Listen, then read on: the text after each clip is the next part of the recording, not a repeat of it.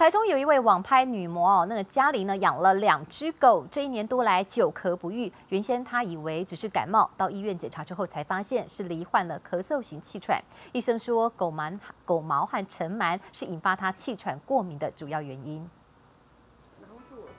30出头的范小姐是个网拍的卖家，她常常自拍当起服装的 model， 不过咳嗽的问题却一直困扰着她。范小姐咳不停不是没有原因，看看她的生活照，经常带着心爱的小狗出去玩，头靠着头一起拍照，还抱在床上撒娇。因为家里养了大小2只狗，让她咳得晚上都睡不好，快没有办法跟客户讲话。讲话过程也会想要咳，因为讲太多话，就是会咳更严重。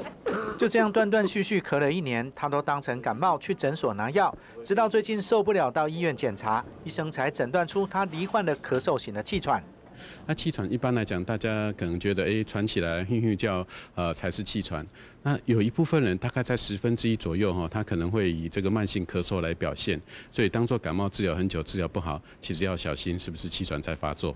范小姐的肺活量剩不到60%，还好经过治疗之后已经痊愈。